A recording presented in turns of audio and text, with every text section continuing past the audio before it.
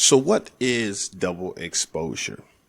Well, in a nutshell, double exposure is a combination of two photos. Normally, there will be a portrait and some type of scenery or a background. And what happens is the photographer shoots one frame, rewinds it, and then shoots another frame. Now, that's what we're going to do today. However, we're not going to do it in a traditional or common sense. We're going to add a little bit of grunge to it. So let's get into it. Okay, so now I have two pictures here. This is the background here, and this is our foreground or our portrait. So let's start with the portrait here. So what I do is I immediately go in and create a background. So we will go down here to our adjustment layers and let's choose a solid fill. And we will make this a white color. Hit OK. Now what we're going to do is we're going to make this background the same color as this fill layer here. So what we'll do, let's double click on that. Hit the eyedropper tool, hit I on your keyboard, and let's select this color. They are the same colors. However, if they weren't, we'd follow these steps here. Hit OK, and let's move this to the bottom. So I've already converted my images to smart objects. Now this isn't a step you have to follow. However, I like to do that just to make sure that all my images are editable in the future. Okay, so now let's take our scene and let's transform this a little bit. Make this smaller.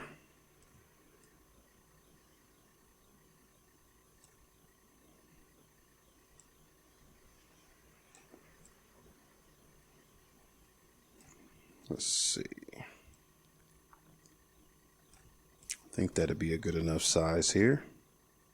Something like so. Apply that. Now let's go ahead and convert our scene to screen. There we go. Let's flip this around.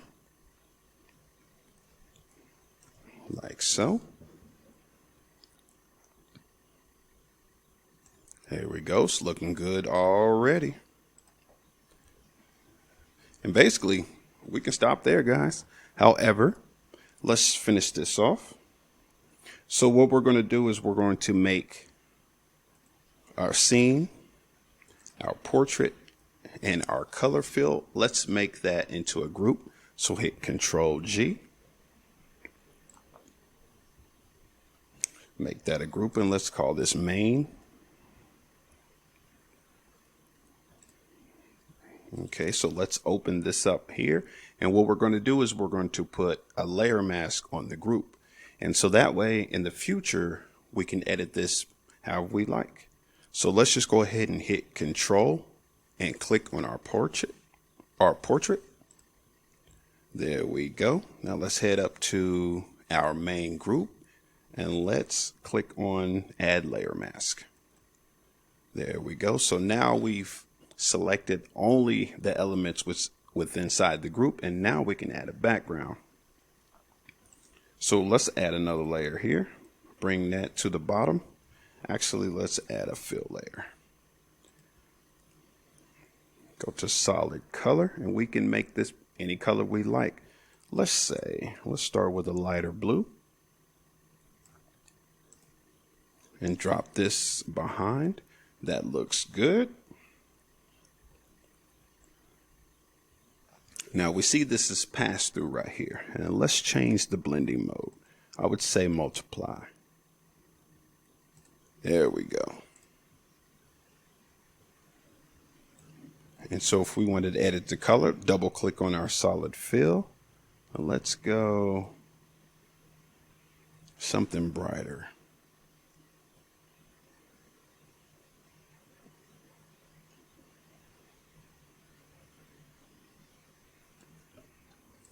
There we go. That looks good. So in the future, if we wanted to make some changes here, we can always click on our portrait And let's go ahead and add a fill layer here. Choose solid color. Hit OK. And let's clip these together. So we'll select between our new color fill and our portrait and hit Alt and click. There we go. Now we can do anything from this point. Now we can change the opacity, change the fill color.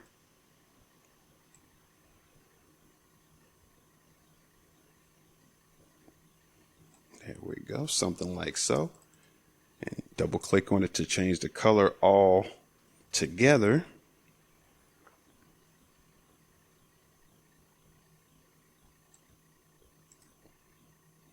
Let's change the fill back, increase it.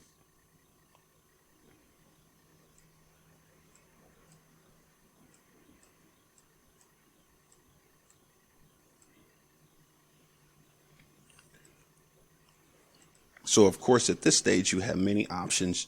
You can play with your functions here, and if you wanted to, you can change the blending mode if you'd like. Let's increase this fill.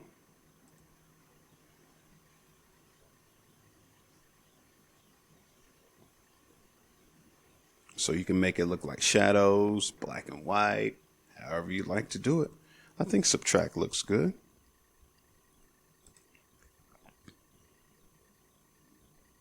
It's not bad.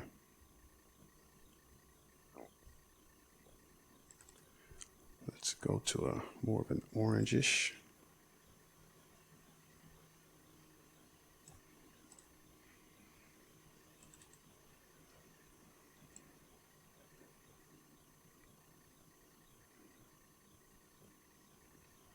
There's more of a red. You can do anything, guys.